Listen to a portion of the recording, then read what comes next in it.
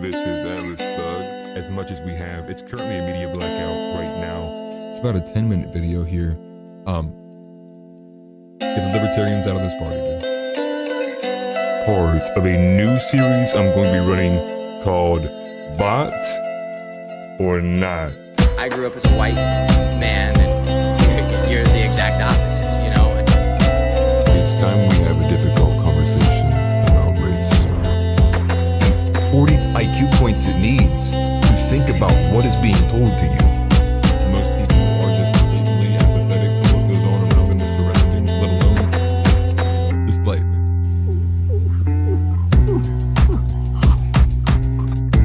A trans woman's penis make you gay? Can I define to answer that comment? The dating market is for men your age. I'm not a misogynist, I'm a sexist. Right, like for example, like as a white man, I can go out and I could go right here in Columbus and scream the N-word as loud as I wanted to because I have that privilege.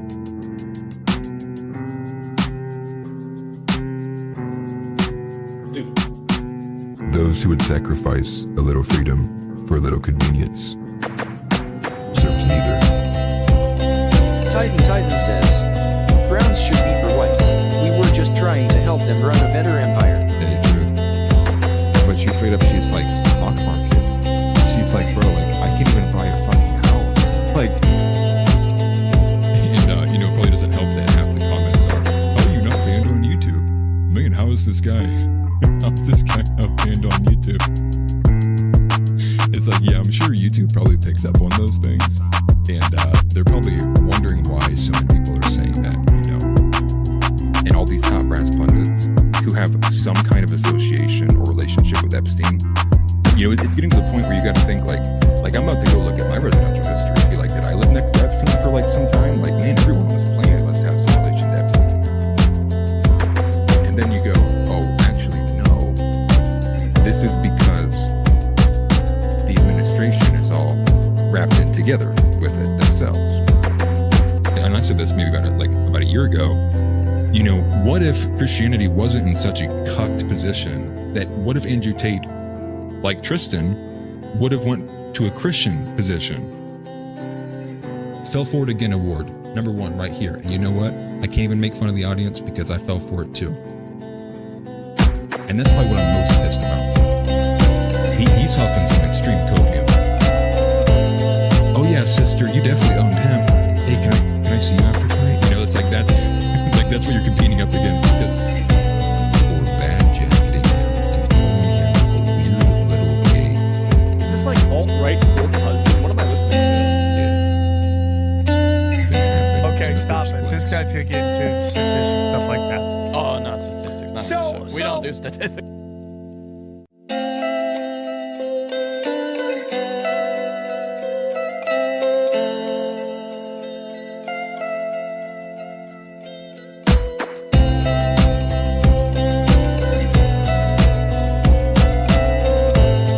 Hello and welcome in to another episode of Offensively Accurate, hosted by yours truly, Atlas Thug. I gotta say I'm a little bit disheartened, to be honest with you. We're supposed to have a guest today. That says in the title. I'm expecting him to show up. I've just not gotten any word back from him. We're supposed to be at 6 p.m. I'm sure he will show up. I'm keeping my eye out on the Discord forum. There's a lot that's going on, so actually there's going to be a change of plans to this episode regardless, simply based on the amount of evidence and the trending story that is Trump even alive? But with that, obviously smash the like button, subscribe if you have not already. What we have today is a group of things. Christ is God, as always. Nice to see you, Steve, and I see a Tix Bomber in here as well. Appreciate you guys. We have Ian Carroll still praising Nick, and I think he took it a bit beyond the kind of fence that he was on, pushed it a bit further. So I think it's cool that we have Ian Carroll in our camp. We have Scott Bessent also saying that Trump may declare a national housing emergency, hopefully in an attempt to somewhat work back what we are dealing with here in America in terms of young individuals not being able to own homes. There's also a weird moment of Dwayne "The Rock" Johnson showing up to some event with a weird shirt on. Couldn't really tell if it was because he was super small, if he's on Ozempic. But there is a viral photo of Dwayne The Rock Johnson floating around where he looks tiny. The big featured story of today, and what most people are talking about, and what looks like I got my channel a bit suppressed for by making a video earlier today about, is the question of Trump's health and his disappearance and if he is still with us. And so what I mean by that is it's just been chaotic. So essentially, Trump's not been publicly available for about 6-7 days now. He's had a couple appearances, but they've all been photos from other reporters. One of a golfing photo that no one can really verify the whereabouts of, that was posted alongside a video that we do know the whereabouts of. The video was actually from June 28th. So there's a few reporters who are both posting this video and this photo in tandem, but the video is from June 28th. There's also another instance of, I believe it's on Truth Social was where the post was at. On Truth Social, there's a post with John Gruden, I believe, former NFL coach and, I believe Hall of Famer at this point. Also from not today or even recent. It's from some period of time ago. It looks like this is pissing people off. That's what I would say. A lot of people were angry in the comments right off the rip from the video. And largely the premise here is that the conclusion of it is not that I'm buying into the whole Biden and Trump's already been switched out 2.0, metal aluminum foil tin hat on my head. My conclusion is that I think Trump's health has dramatically deteriorated in a very short period of time. I do think that right now there's probably extreme concerns that Donald Trump may not make it through the next 3.5 years. Now, there was a few major things to that. The community noted on the video was one thing, and then multiple times. But even after I had made the video, there was a bunch of things that had dropped. Now, I wish I would have looked a little bit further into Adam Cochran, some of his feed, because he was going hard on what he believes it to be. So we will get into that. I'm also still watching to see if Biggus Dickus will join us. The content of this episode are not going to match the title if Biggus Dickus does not show up. So fair warning. And beyond there, though, too, there's a federal judge. Her name is Sparkle Sangandegam something like that. She blocked a 700 Guatemalan children being deported. But also at the same time, it's also wild that we have a federal judge who is an American named Sparkle Safijikatim. Crazy what American names are becoming anymore. So if Biggus Dickus doesn't come along here in a little bit, I'm probably just going to keep this a shorter episode, wrap it up a little bit. The wife has been very, very, very holding the fort down, if you will, and I would like to be able to help out today. So with that, we'll go ahead and cover the news story, the Trump stuff. If Biggus Dickus doesn't show up by then, we'll go ahead and wrap it there. But just to get you guys up on the Donald Trump kind of, is he alive, the disappearance, he's missing, what is going on. I say that name again. I couldn't if I wanted to. So let's start with this. Let me go ahead and switch it over here. Let me pull the Discord off so I don't share any information from somebody that they don't want me to show them. I'm going to switch it over here. And so it's going to be a flurry of things, guys. And it's going to be hard to kind of keep up with. So this is not the first. This is the second photo that you are seeing on your screen. This is the second photo that was released actually about 30 minutes after I had set the video up to be published. And we'll look a little bit deeper into one. Somebody has enhanced this photo. You get a clearer image of what's going on near his eyeballs, as well as we'll look a little bit at what Adam Cochran believes it is. Overall, though, there's some very weird events occurring, and we'll kind of just like go a little bit back and forth on what that is. Amphibious Love said, did the episode with Pine Sap get taken down? I hope not. It was, I was able to still see it on my end. If you can't find it on YouTube, it should be available on Apple Podcasts and Spotify as well. So this is the first one. And obviously, I think if you were to take away this, right, let's not look at this zoomed in one here, but if we were to look at this one a bit more clearly here, that already looks fake to me. Just the way his body comes up over and around the car looks fake to me. So as somebody who makes YouTube thumbnails all the time, there's something that just is not sitting right with me, the way of how finely clipped the edges are here for him versus this individual here. But not going to put anything, crazy out there, just my first thought opinion. I'm no expert by any means, but just to give you an idea. So this is the photo, and we'll look at the enhanced one here in a second. But there's clearly a flurry of this stuff coming out, and partially too, on the other hand of this as well, what you also have to be concerned with as well. Jack Posobiec, Cernovich, Tim. Like I was looking through my timeline earlier, trying to compile like, surely like there's like a minute clip of Jack Posobiec talking and saying, "Oh no, guys, this is ridiculous. They're doing this. Oh no, guys, hey, that's ridiculous. They're doing this." It's non-existent. Non-existent at all. Now, there's plenty of leftist material, right? So David Pakman has a couple of shorts that I looked at. I didn't want to give him any play. I did eventually find one person whose name is like Aquarius Wave, who's like a kind of bit more independent creator, but he's like a mega guy. And I used that because I feel like he's going to be largely indicative of how a lot of these guys are going to try to spin what's going on here. But let the point not be missed. I think what we need to not be concerned about right now is like, is he alive? Is he not alive? Obviously that matters. But I think the nuance here is that I think ultimately he probably is alive. It's that I think he's very close to not being so. And I think his health has taken tremendous steps backwards. And obviously this has been categorized, when we've looked at his hands, right? Having you put a concealer on his hands to hide the bruising, the swollen ankles, multiple photos of that. You have, and not even just the ankles, there was also another image, which his hands looked like they improved, but his hands were also swollen as well. There was also a zigzag video that I've probably brought up multiple times on here. I even included it in the video too, where Trump is clearly visibly zigzagging back and forth. Now, this could be the fact that he's staring down at the ground. This is indicative of old age, but I think it's another grain in that same pile of he's not fully the same kind of spry guy we were used to in 2016. And I think that's to be expected. That's part of it as well, too. It's like you have to overcome this, the premise that the guy's about to be 80 years old. Like, of course, these things should be happening. And I think to think that they're not is otherwise, like, you're going up against Father Time. Like, Father Time is undefeated. These things ultimately probably should be happening, and maybe he's crashing a bit more because maybe the Biden cocktails, if you will, just aren't performing up to par how they should be. So there is a cover-up, believed cover-up going on. And so this is going to similarly parallel what was happening with Joe Biden. Now, the parallel here, and this is from Adam Cochran, who's put out multiple threads here.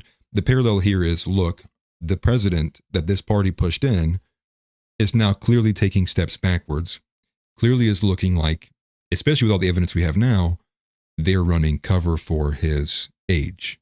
And so this is kind of going to parallel all the stuff we had from Biden. Now the question is will the same people who called out the left for being hypocritical, yada, yada, will they then themselves look at their own candidate, what's happening to him? Will they be truthful and honest about it? I doubt it. That's just the name of it's the name of the game. I really doubt it. So you were going to see a similar tactics happening here. So this is what Adam Cochran writes. This is a thread. We're not going to go through everything here, but he does great work on this current cover-up. He's been finding a lot of stuff. So one of the first things that he puts up here is that Trump leaves the White House again this morning with mouth agape, not allowed to speak with reporters. Then he gets weirder. He says like full-on AI gaslighting, kind of weird. Now, hopefully he has it in here. But this is this other photo. So this photo is this third photo, like this third kind of large photo that's being shared around. And again, the argument being that he's just been golfing for like 6 days straight, not having public appearances. So this photo, which I think I might have a better one, is supposedly looked like it's a face app. The face app photo that makes the automatic artificial smiles has occurred on it. This is from chumpfile.org. And they write, this photo posted by Trump's team today appears to have been edited with an app, such as Face App, to give him an artificial smile. And so it also says, zoom into the facial expressions of the folks in the background, which we will. But this is the photo they're saying they believe has been used with Face App. There's a better comparison photo you may be able to find on X somewhere. I wish I would have bookmarked it. But ultimately, it does have a side-by-side of Trump smiling elsewhere. And this photo, I'm going to be honest, I've seen Trump kind of have similar looks like this, and he smiled really, really, really, really big. But let's go ahead and zoom in on this photo here. Why were they asking us to zoom in on the photo of these people? So let's go into another image here. And zoom in here. If I can, Lord have mercy. Make sure you guys can see it too. These people are clearly concerned. That is a look of concern if I've ever seen one in my entire life. Let's drag it over a bit more. This one in particular. Now, maybe they're just mad and irritated, or maybe they were just walking through the building, weren't expecting to see Trump take a photo, and they're kind of like their natural reaction is this, unsure. But the more that you zoom into this photo, the more, once again, me who makes thumbnails, I can tell these little things, even on this guy's face. There's a difference in texture from the items of his face that are more prominent, which again, closer to the camera versus those that are further away, which if anyone has been dealing with any kind of AI recognition or software, especially with photo imagery, you know that's what it struggles with the most is the smaller differences, the softer depth differences between like the nose to the face. But again, this is not me trying to peddle conspiracy theories. I do think, though, with the preponderance of evidence, there's a plausible doubt now at this point. There's a very plausible doubt of how healthy he is. And again, obviously, a bunch of things we already know to be true. And again, the one that they reported in June or July, it might have been the end of July, is circulatory problem. We know that's a real thing. So let's go ahead and close some of these out here. So this is, again, more grains of salt, or grains of sand, I guess I should say, in the heap of this pile. And I will, so let me just make sure I'll check back to see if Biggus Dickus ever made it in. He did not. Okay. I'm not sure what's going on with that. So let's go to, let me find this next one here. I'm going to find the right one, actually. So this is the enhanced photo. This is the enhanced photo that's being shown. Let me switch over to here. So this one's a little bit enhanced. So again, taken it with another grain of salt, because this is going to have some artifacting in it. They probably use an AI upscaler or something like along those lines. But this is what the enhanced photo looks like. Oh Lord, it's blocking it. Put it here. Let me, Twitter just has the worst UI to be able to do this stuff. Let me open it in a new tab. It's just easier to look at this way. So if I zoom in here and move my big face out of the way, Lord have mercy, you can see that it looks like his eye has slumped. Now, this doesn't look like an orbital fracture, because the orbital fracture would cause the eye to droop. This is above the eyeball. Now, at the same time, this could be completely artifacted, entirely additionally added, photoshopped, etc. But if you take it to be truthful, or at least a better representation of the blurrier image, this is actually consistent with some form of a stroke. Now, I think that's what this person puts here from liberal. Well, you don't want to take advice from liberal Lisa, but liberal Lisa writes, look at Trump's left eye. He's definitely had a stroke. I don't know. I mean, if that photo is to be representative and to be truthful, and we take that as like, yeah, that's what it actually looks like if you get a closer look. Yeah, it's definitely what it looks like. The other thing is the haircut. Now, if we go back to the blurry photo, we don't use that one. We know it's blowing up a little bit. The hair is gone. Now, again, this one's a very curious looking photo as well, because the texturing just seems to be very, very, very off. Now, again, this could be an AI upscale of an AI upscale, right? Like this photo in reality, when it was first taken,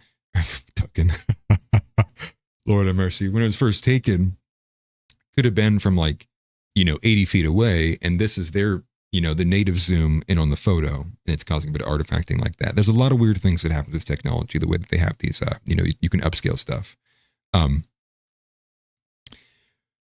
But at the same time, though, people are saying, what's a skin flap? I don't know. I don't know what that skin flap over his eyebrow is. A lot of people, and again, the majority of the left who wants this to be true, so take that with a grain of salt, they're saying this is indicative of a stroke. Now, if we go back to Adam Cochran, where his thread was, let me go ahead and pull this up here and get rid of these.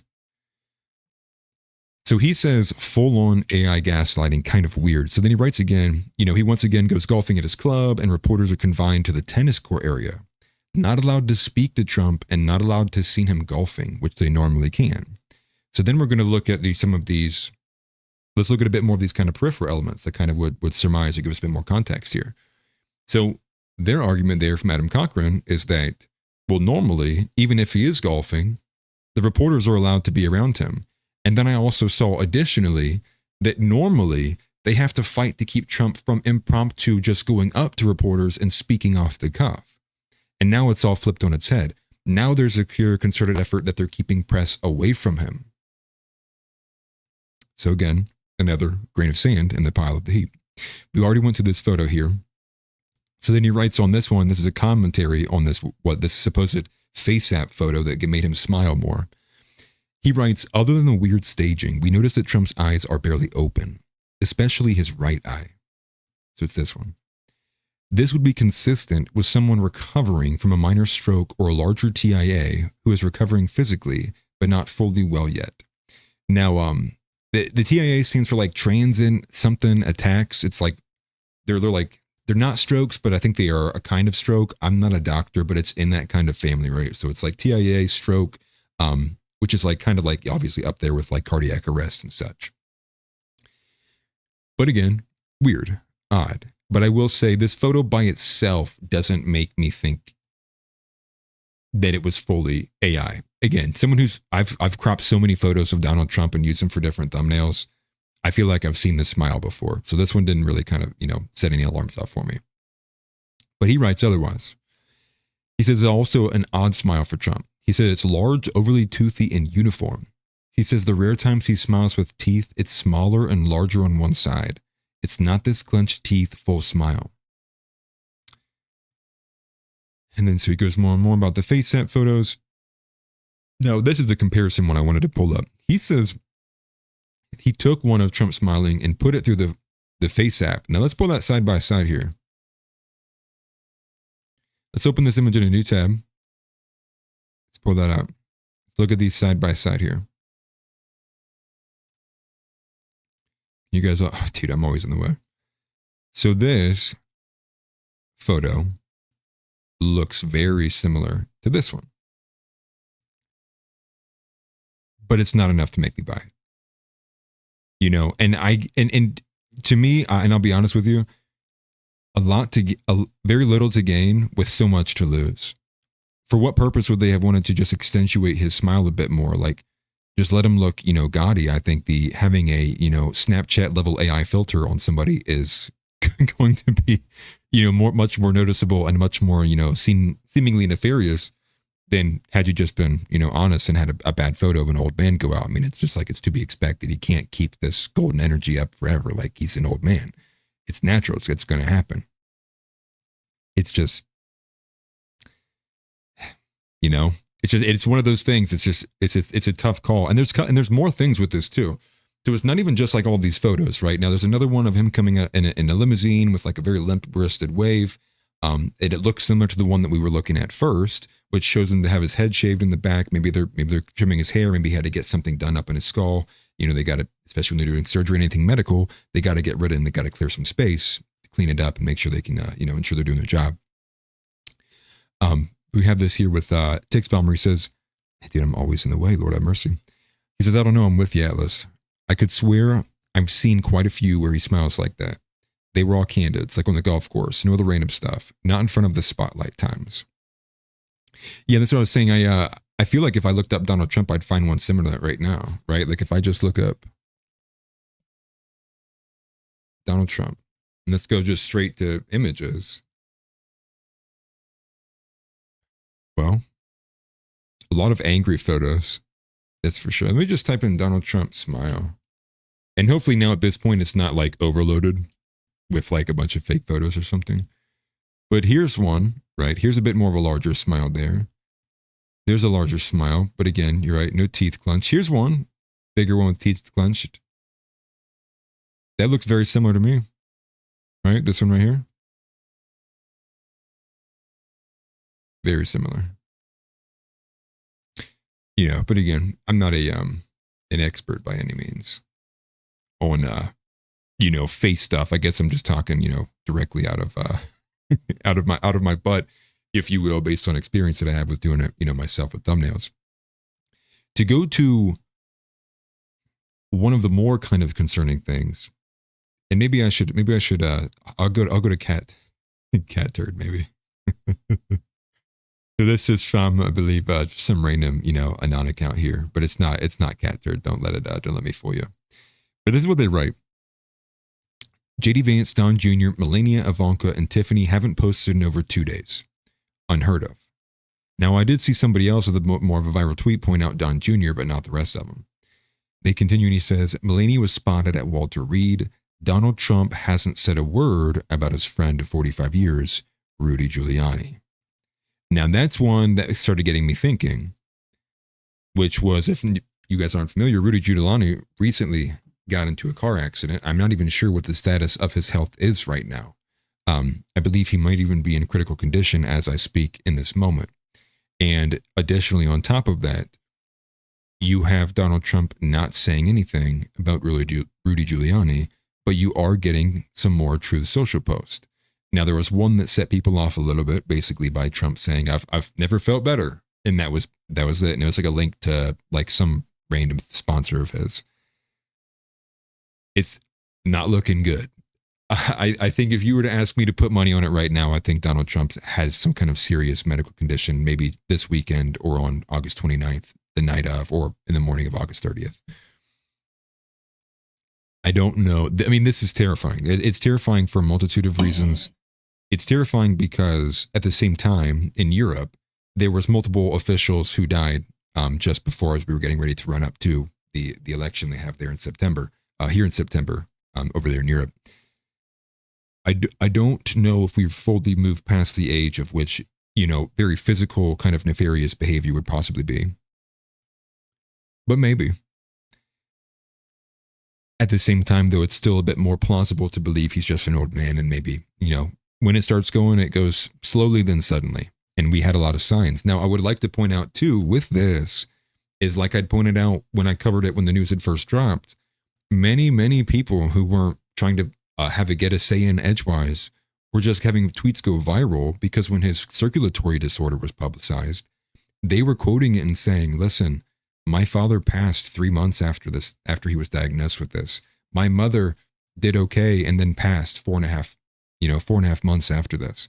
And so I've seen a lot of those. And so that just kind of in the back of my head kind of put me not on edge, but at the ready to begin receiving that kind of level of knowledge. Now, obviously, I don't want it to happen at all. And I think and that's kind of the worst part about it too. On the other side of this, which I highlighted in the video as well, and I probably highlighted last night or 2 nights ago, what you have is a lot of these leftists are basically glad it's happening. They are cheering it on. They are gloating about the fact that it may possibly be happening. Multiple tweets, hundreds of thousands of likes, 200,000 likes, 8 million views, 9 million views, all going the distance to just show how happy and gleeful they are that something may have happened to Donald Trump's health. Now that is quite disgusting. And one of the weird things was, and this is one of the comments, and so if you're here in chat, I don't mean to call you out, but I call out the behavior exhibited, was basically saying, we weren't doing the best when Biden was in office. We were poking fun at him pushing daisies. And I guess the first thought that went in my head was like speak for yourself. Like I never wished for Joe Biden to perish. I never wanted anything to happen to Joe Biden. The pushing daisies, as far as I ever pushed it, was like, hey, we probably have literally a non-existent individual running the White House. And if he is this badly damaged mentally and his health is that bad, then that would imply, and the easy inference from that is someone else is running the country. Not that I would want it to happen or that I took a glee from it in any form. Well, maybe there were people that were like that, but I think largely for the most part, as much as I have disdain for them now, I don't think even the majority of the MAGA base was rooting for Biden, to be harmed or have a tumble down with his health. I think they were more so just angry and frustrated that it was so obvious, but everybody was doing legwork to say otherwise, and you're basically being gaslit for it. The inverse of that, though, is where we need to seriously be honest with ourselves and say, hey, we need transparency about what is going on. Because my fear, and largely kind of corroborated with a lot of the, the instances happening, namesake, go to the AI clause in the big beautiful bill. This looks like we may very quickly have a strong consolidation of power with JD Vance. And that would basically kind of determinant on how this kind of presidency goes, if he can kind of keep the bridge together from a lot of the MAGA individuals that Trump has pissed off with his Epstein debacle. You may get 7.5 years of JD Vance. And that's terrifying. And then there will become less of an argument for the Gavin versus Vance positioning, because Vance will have a time to prove himself in a role. And again, we're kind of getting a bit more of the Kamala Harris aspect, where you're getting somebody who people voted for Trump, not so much as JD Vance. But those are some of the fears. And then going from there, and make sure I don't want to miss anything, because there's a lot with this. We can probably go ahead and check the timeline and be fresh with it. And again, I will also, just for due diligence, I will check back. It looks like Biggus Dickus is actually with us. Okay, it looks like Biggus Dickus did finally join us. Okay, when was that? 6:22. Looks like Biggus Dickus is in here. Okay, so let me go ahead and rip a little bit more off of the Trump stuff, and we'll move in and we'll bring the Biggus Dickus in here. So the two things that I've not touched on yet would be JD Vance's comments, which happened, I believe it was like 2 days before this began happening. It was on Thursday. I think Trump's last appearance was on Friday. Basically, JD Vance talks about how he thinks that, well, if anything were to happen, what better preparation than the last 200 days that I've had, and he's speaking positive to the fact that he's like, okay, even if there is a terrible tragedy, like I'll be prepared for it. Well, and then 2 days later, this is happening. So I even said, maybe this is the worst timing of ever, but I really don't. I don't buy that. I think that was just like short notice. They had to kind of put it out there. Maybe as soon as they got the word, I don't know. But again, could be awful timing. There's always a possibility, but I don't buy it. Beyond that, though, the one thing that I think is really pushing it for me, this is very, very recent. And I'll put it on screen here. This is from Scott Bessent. Scott Bessent announces that Putin has intensified bombings against Ukraine after meeting with President Trump. So now, all options are on the table. We'll be examining those closely this week. And just like that, this was the kind of bit more of the contextual policy outside of the direct news cycle I was looking for, that would be a sign to show that maybe there is a lot more truth to this story than what meets the eye. I kind of take this as that sign. I take the increased aggression from Putin as a sign that Putin knows that maybe Trump's health is rapidly deteriorating, and he is probably the least of the concerns of the administration right now as they try to figure out what they need to do to keep him alive. And additionally, the Weird Truth Social posts have been causing people to take a few steps back as well. Now, one of the leading theories from Angry Staffer and many others who are pushing this is that they think Stephen Miller has been running the Truth Social account for Donald Trump, and that it has not been Donald Trump. And because it's kind of been contradictory, obviously no shout out to Rudy Giuliani, and maybe it seems like a bit of the language has changed, the rhetoric, the difference of rhetoric. So this is what they say. It says, this doesn't even sound like a Trump tweet. So we'll go ahead and take a rip through it real quick. But he says it is very important that the drug companies justify the success of their various COVID drugs. Many people think they are a miracle that saved millions of lives. Others disagree. With CDC being ripped apart over this question, I want the answer and I want it now. I've been shown information from Pfizer and others that is extraordinary, but they have never seemed to show those results to the public. Why not? So what I will say is I am not the person to feel even confident telling you yes or no, is this a Trump tweet or not? Because I'm going to be honest, I ignore a lot of what Trump truths out, because it is the definition of I ain't reading all that, because it is a lot of Trumpisms in there. Not to say like he's saying anything and I'm offended by it, just like I just don't enjoy reading what a toddler could write. So there is that, and that's the other angle there. Is Trump alive? Is he healthy? Is JD Vance going to be the president without an election? What is America in store for him? And that is kind of the current news cycle, and I'm sure that is going to rip through and dominate the news cycle throughout the rest of this week. But I'm going to go ahead. We're going to go ahead and bring in Biggus Dickus in here. He's been waiting patiently in here. And let's be sure that we don't blow anybody's eardrums out. I will make sure I monitor all of these. Okay. And let's see. Biggus Dickus, can you hear me? I can. Perfect. Let me adjust your volume just a second. Okay, try again, brother. Do Do whatever you got to do. I just bought this headset, so That's perfect. No, you're I'm a good. bit retarded on this end. That's funny. No, okay. Looks like we're good. Looks like we're good on sound audio wise. Obviously, everybody in the chat, let me know if something is up, off, doesn't sound okay. Obviously, we'll get it fixed. So, I kind of went on a tangent just covering all of the recent Donald Trump stuff that seems to be overtaking the news cycle right now, Mr. Biggus Dickus. So, it's definitely a whole different tangent from multiculturalism, race realism, and the birthrate collapse. So with that, we're going to have a hard segue away from all of that. And welcome in Biggus Dickus. And who are you, sir? What do you do? I'm a construction worker. I live in New Orleans, and I talk about politics because it's become relevant in my life, and I feel like everybody else's. You can't really see what's going on right now and not have an opinion about it. That is true. That is very true. And I think that's the opinions I think I would probably most likely want to hear from are people like yourself, and less so the ones who get paid to give an opinion. And I completely understand walking into politics as well too. I think that's how most people have kind of been getting into it here recently. You know, same thing like with women propaganda, and a few of the other guys we've kind of recently been seeing in this space too. Was they were trying to kind of carry on with their everyday life, and it kind of got to a breaking point where they're like, nah. I got to say something about this. I got to do something about this. And ultimately, because a lot of times it's now affecting all of us. But we kind of had three main directions we wanted to go with this, right? And so those three main topics really being race realism, multiculturalism, common culture, and the birthrate collapse. I'm going to go ahead and turn it over to you because I know you put a lot of work into this, staying up pretty late, getting a lot of your points out. And I have the screen set up too. So the moment you want me to go to a graph or a chart or something, I can pull it up for everybody to see. So go ahead and let it rip, brother. Where would you like to start with this? I mean, we can start with race realism.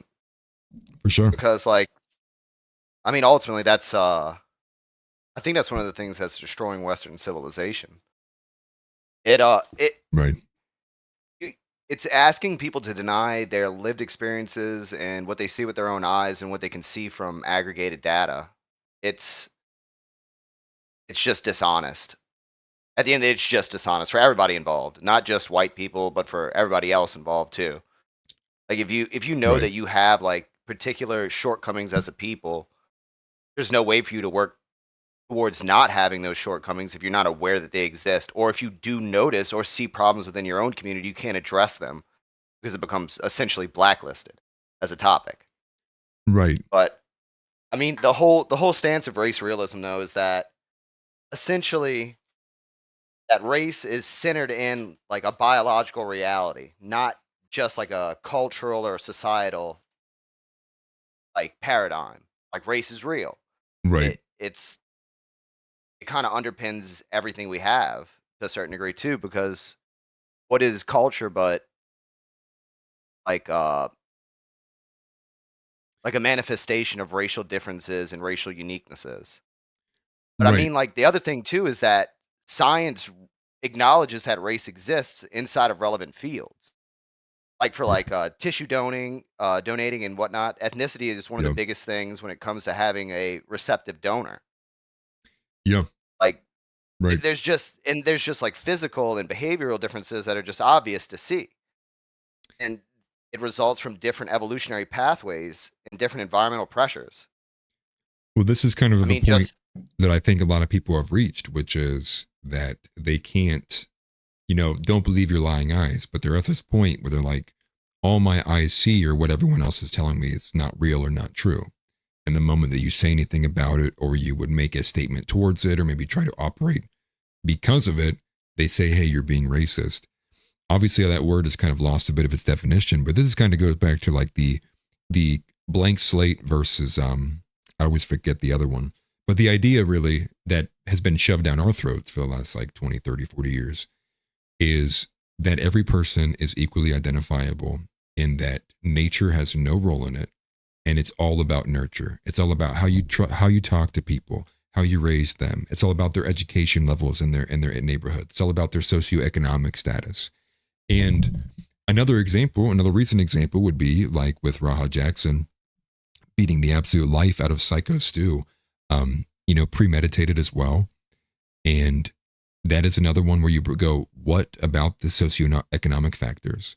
You know, this individual has basically had everything given to him. His father's extremely rich. He has nothing to really worry about, has his own successful stream. Well, I don't know how successful his stream is, but he's at least doing things and getting his name out there.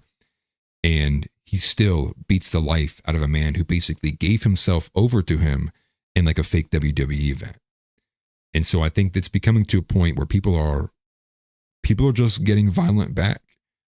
Not so far into say like they're doing things that are illegal, but like Shiloh Hendricks, and I think some of the responses to Psychos do, it's clear that something has changed in the way that people are going to tolerate the race stuff. It's kind of like at a certain point you have to circle the wagon, and I think that's what's happening. You can't look at what's happening to Western civilization and then white people in particular and not see some type of malicious underpinnings to what's going on.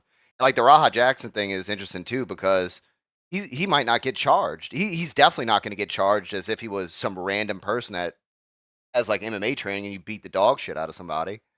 Right. If you do that, you go to jail for attempted murder usually because you have training. They view you as a deadly weapon.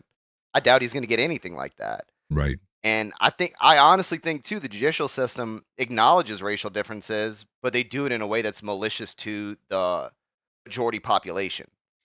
Right. And not charging him as if he was a regular person is kind of in that vein as well. Like we see it all the time where minority criminals get off with extremely light sentences, what would land like a white person in jail for damn near the rest of their life. Well, and so think about it on two ends, right? So if you go back to Shiloh Hendricks, they're like, I believe right now they're working up a charge to give her, I believe, like multiple counts of disorderly conduct if they've not already. And on the other side of that too, like what you had mentioned, Raha is probably not even going to get charged. We have a boatload of evidence. Like the whole thing was like live streamed. Hundreds of people witnessed it. And where are the charges at? And then at the same time, you have the other story kind of out of the blue, which was, I believe it was out of Florida in a nicer neighborhood where where the white male there's a carjacking. One of his cars got stolen. He got into a second vehicle of his. He chased the guys down, tried to get his car back. Ultimately, he went a little bit further than what I think he should have ultimately. But he's getting clearly an excessive sentence of about 54 years in prison for hunting down and trying to get restitution for the two teens who tried stealing his car. And so that's anarcho tyranny. Right. And that's the direction we're going. Oh yeah, well that's how societies like ours degenerate. That's what Argentina went through after they had an economic collapse. Like right. Wealthy nation states can go like belly up. It can happen. Sometimes they don't recover. Right. Well, and I mean, I think if you were to look at things naturally, and I think, Titan is he's a great person when it comes to like zooming out and like kind of thinking a bit more comprehensively.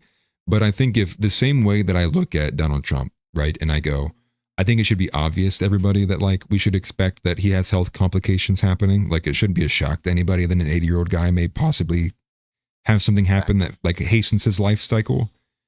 And so at the same time, I think you would look at the American Empire and you would go, well, at some point it's got to end, right? Like it's not an eternal kingdom. It's not like it's the kingdom, it's not like God's kingdom. So I think there's also that question too, which is like, are we just running the natural course? And is there even a point in trying to save it? Or should we just accept the fact that it's falling and figure out what's the next step after that? Well, I don't think that our decline has been natural at all. I think our decline has been engineered by forces within our civilization from outside of our civilization. That's pretty clear to me. But I do think the collapse is the cure. Because yeah.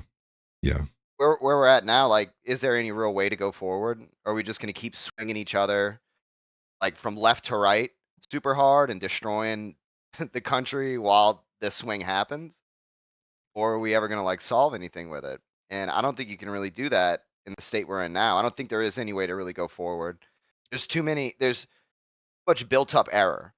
Like the way we structured our civilization is just wrong. So we're going to constantly run into these issues. And I don't think we have like the commonplace like knowledge disseminated amongst the people to actually be able to do something about it.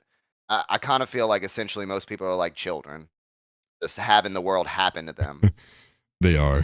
They definitely are. I mean, like, what? And I don't think they, like, just because America collapses doesn't mean that I think America as like what it actually is in its truest sense ceases to exist. This is kind of more so like, France has went through multiple revolutions, right? Systems of governments have changed multiple times inside of nations. And I think that would be kind of the goal, right? Which is keep America, the nation, alive, but the current form of governments, the current systems that keep it in place, the current, financial elite, like donor class that surrounds the whole thing, that feeds off of it, like that's got to be what goes. That's got to be what collapses. And it's kind of even put me on a bit more of a spin, being very, anti full capitalism. Like I think absolute capitalism in its most absolute sense is just globalism, just repackaged in a way that American would enjoy it. I think that that's what a big chunk of what got us to this point. I think rampant capitalism led to both a supporting of feminism and mass migration. Like I think all those things are tied into one, and I think that's one of the ways that they perverted a system that we built our foundation on and used it to destroy us. I think they used it all across the West. That's why I think one of the reasons why I think the West is dying in general. Right. Well, I think the West, again, is dying for a lot of reasons. It's kind of wild, like, when I even look at it, like, categorically, there's just, like, there's so many aspects that's just, like, that's bad. And even, like, compiling, like, the opener for just this show today, it's like, here's bad thing, bad thing, bad thing, bad thing. Trump might even be alive. His health is deteriorating. Ukraine and Russia war might be even getting worse. And additionally, and to wrap it all up, supposedly the single interview that he did with the Daily Caller over this weekend that's supposed to be like his proof of life with Reagan Reese, he's glazing Israel in it entirely from the excerpts that we have. And so it's like, somehow there is a way that things can keep getting worse. So I think, for me, I'm not trying to tempt it, right? I'm not trying to tempt God, how bad can things become here? But at the end of the day, like the female male dichotomy is, in my opinion, the most foundational pin in all of this.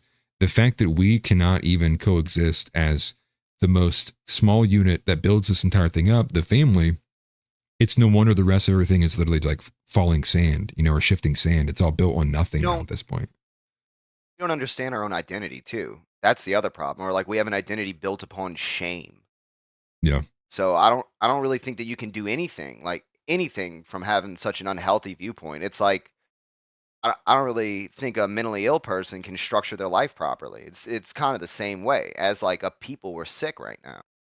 And right. I think not saying anything about it is kind of worse because like a lot of people don't know that like the reason why Western civilization is dying is because the Western man is ill. Right. He doesn't understand himself anymore. And, and the only understanding he does have is in relation to shaped historical paradigms about him from others. Well, yeah, right. And a lot of this is like, what's that? The game of phone. The game of phone is one element of it. And the big element of it too, you kind of nailed it, right? Which is like, if I see someone who has mental issues, like I'm not going to expect that he's going to be able to, go from point A to point B to point C unchallenged. And it's like, yeah, if I see someone having a schizophrenic breakdown, the current solution from society right now is to go, oh, don't say anything, you'll offend them. Yeah, but in all reality, it's like, I shouldn't be sitting there going, yeah, man, that guy you see, he's totally real. Yeah, talk to him. It's like, that's like playing into their delusion. Like that's making it worse for them. But that's the current kind of prescription society's giving to everybody. Just keep the delusion going. That's the downside of being a hyper-individualistic nation too. You're not supposed to care about your fellow man. Like you're not supposed to care about that schizophrenic man possibly tossing himself in front of a truck or something when somebody's driving by. You're supposed to worry about yourself and making money and paying taxes. Right. And that leads into entitlement as well, right? This leads into caring only for oneself. This leads to, on the macro scale, and it drives libertarianism too, right? All these guys, leave me alone, basically putting these big sticks and flags out in their yards, but they all abdicate duty. Because if you're in a hyper individualistic society where the ultimate kind of push is that your ultimate care and what you should be accountable for is yourself and not really anybody else, well, then that drives anyone to not really care about anybody else, because you should, it's everybody that's telling you only care about yourself. And then you end up abdicating responsibility. Nobody sees any use for duty. They don't see any kind of collectivist goals that communities should strive for. And then what do you end up getting? You get a lot of people who go, well, as long as it doesn't hurt me, like I'm cool with it. And it's like, really?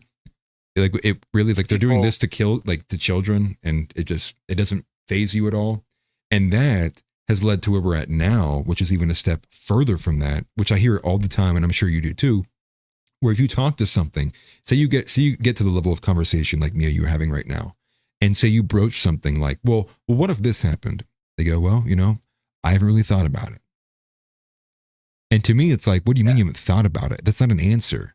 It just means like if I tell you blue or red, you pick one. There's a little bit of thinking in it, but when I asked the question, you knew what the answer was. You knew what you're more than likely going to say. You probably reassess for a second, maybe blue. No, not really. I'm going red. I was red the whole time. It's because these are people that history happens to, not people that are a part of history. True. Very true. I can't remember the term for that. Like, I think it's like a Jewish term. I think it's like called a Felahim or something, like a peasant folk whom history happens to. It probably, but Something like that. NPC, basically, like they're just here. They don't, they're not interacting. They're here to be interacted with. To go off of what you were talking about earlier, what you're describing is essentially people abandoning the commons. Like, right. People having no regard for the common shared culture or the people. Like all that. It's an abandonment of everything that makes the character of a nation the character of a nation. You have to constantly keep maintaining this garden. If you want it to be a garden, which I don't think they really want it to be a garden at this point. I think, right. I don't really know what they want. Yeah, I think because at the end of the day, what's happening to the West, there is no pull in the, if we continue how we're going, there is no pull in the nose up. It's 100% crash and burn. And the function of a machine is what it does. So this is kind of what Jeff Younger was saying, was that he's at the point where he's like, no, it's going to crash, right? He's like, that's not even in my equation anymore. It's like, it's going to crash. He's like, I'm thinking, what direction do I roll when it does crash? And you're spot on with the community stuff, right? Everybody abandoning the commons. You don't even have to think hard about, people not showing up on Main Street together and having a good jolly time. Just look at how the average park looks. Look at how the average basketball court looks. Look at how the average public pool looks. Trash everywhere. Nobody kind of collectivizes. It's always somebody else's problem. A lot of places, especially when I was growing up, like the parks would always have trash overflowing everywhere. Nobody wanted to go there because it'd be dirty needles and stuff. Like we treated our common areas like trash. And I think that's indicative. If that's how what you would treat a physical space only there for your own leisure to enjoy, that's given to you from your tax dollars, well, then everything else beyond that probably is getting abused too. I think it's a very easy observation to make. You just kind of, look around for a second, you'll see it. Well, I think people have been stripped of the ability to have responsibility for parks and stuff like that. Like I've been in areas where, like really poor communities, people still maintain the commons because they don't have jobs. They don't have. It's just what they do. And also, I think defense of the commons is something that other people groups and other nations, they just know. It's not something that has to be discussed. Right. You just know to protect the commons. It's inbuilt into them. But right. we clearly have no understanding of it. But like to what I was saying, I've been in communities where like if there's a crackhead at the playground, they go and beat him up. They run him off, and that playground stays clean. But in a more affluent area, you go beat up a crackhead that's in a playground, you're getting pinned down by cops. Right. And it leaves it to where like then nobody trusts the communal areas. They become much more unsafe. Then abandonment spikes, in my opinion. Like, why would you want to take care of it then if it's filled with crackheads and needles? Well, and these are the things that they're anecdotal, but it's like we have hard time pulling up information about them. But and I'm glad that you brought that up too. So I actually recently left a very large urban area. I've been there for the past, I think 10 years. So I've lived in one of the biggest cities in all the United States. Recently left there. I'm now about, 30, 40, 50, 100,000 minutes. I don't want to get doxed myself. North of the city now. I'm away from it. And from there, though, what you can see is I used to Uber in that area. Used to be poor. I had to find a way, right? It's my second job. But Ubering in a large major urban area, I mean, like by your second trip, you have already witnessed your third felony. And just going through the town and seeing all this stuff and just dealing with it, going into like these weird mom and pop shops run by Indians. No one really speaks English, yada, yada. And then you know there's no police presence anywhere, period. You can feel it. It's like I'm always out. I'm always seeing guys out on porches, doing stuff, shady stuff all the time. And then the moment I drive north, I get out on the highway. I am like literally 1 minute away from that urban area. Cop, cop, cop, cop, cop, all on the highway, all outside of the city, all in the suburbs, all avoiding where all the crime is at, because what they would rather do is not endanger their life. They'd rather sit in a cushy spot on the highway and get the guy who's actually going to work and piss him off by flagging him for going 74 and a 70. And that's what makes a society fail, is the guys who are doing their part, making minor mistakes, getting hammered for it every time consistently and incessantly, while anyone who's not white is basically able to do whatever the hell they want. And the institutions, Hollywood, and damn near anyone else on planet Earth will come to defend them. And that is like clearly an unsustainable pathway. And it's obviously shaped to where we're at right now. It has to be something done deliberately. But I also feel like a lot of times with police and not wanting to go and have to go in and essentially they could go and make an arrest every 30 seconds. But these people will never pay for it and all. It's become like a monetary racket, and that's just not what it's there for. But I also feel like a lot of these cops just don't feel any kind of communal relation to the places that they operate in. They're essentially there to do a job. They're there to herd cats, essentially. Well, I mean, I live in New Orleans, so like I see a lot of this shit constantly. It's there's places out in New Orleans where it's essentially a third world country. They don't have like utilities really. Everything's destroyed. It's never been cleaned. There's spots where the trash gets so high it just becomes hills. We don't have hills. Right. Yeah. Which is funny. Because I actually live near a landfill area. It's not that big. But it's disgusting. You go nearby and you can kind of smell it. You can see the fire plumes because it's one of those kind of landfills where they got the fire stacks every so often. They're just burning it off. It is sad. I as much as I'm not a liberal, there is parts of me when I do see like massive piles of trash, I do think like, are we doing enough? Not that it's a priority of mine at all, but I do think about it. It's the destruction of the commons is what it is. You can't really have a communal space there anymore. It's a trash dump. Right. Well, and I guess let's go back to race realism though. Like why do you think race is like the driving feature of it? Now I've said it multiple times because I think like we're currently in a secular system that worships wokeism, race, transgenderism, basically anything gay or homosexual. And so I'm kind of curious at what your thought is of why you think that race is like the clear driver they're using to divide everybody. Now, I think it's the easiest one, then it's probably got a simple answer. But in your opinion, why so? I think because it's real.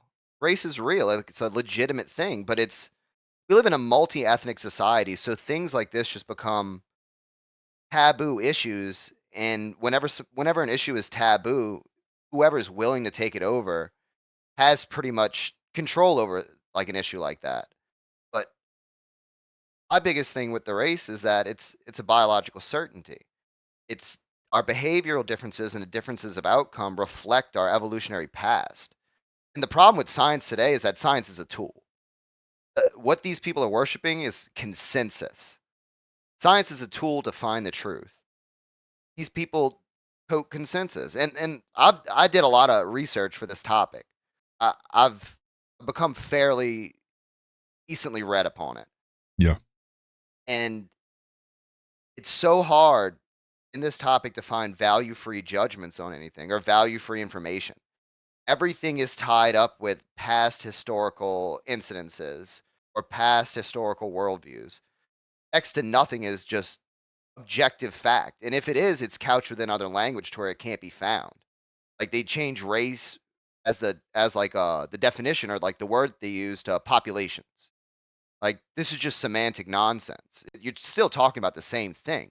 You still have genetic evidence of the relationships between people groups and Yeah. the distances between people groups genetically. And Right. it's just silly to me. I think it's more silly to expect everybody to be the same when we all adapted and evolved in different environments. It's just, and like other things are just openly discussed, like black children mature faster than white children. Like I think I even have like a little bit of stuff written down about that. Yeah. Well, But on the note though that you had brought up, right? Because you think that race is real, and I completely agree with you, and I believe it to be real, and it makes me think of all the instances that piss people off, right?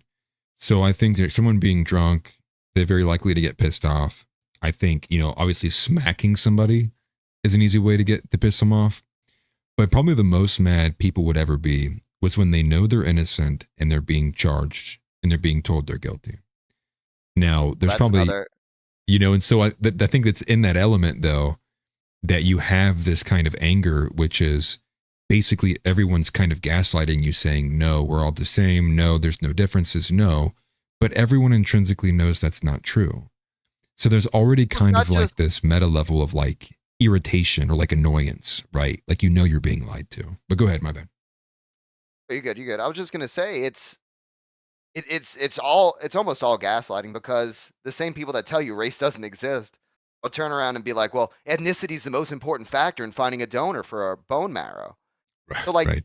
these things exist, and statistics prove it. Impulsivity is like an inheritable trait, and Yeah. how impulsive you are is dependent on the population that you come from and the environment that your population evolved in.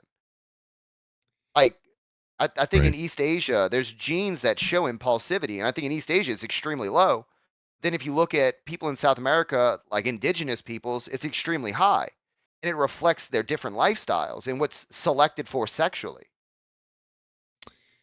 So Yeah. Well, it's just lying to people and not explaining the mechanisms to how these differences like come about.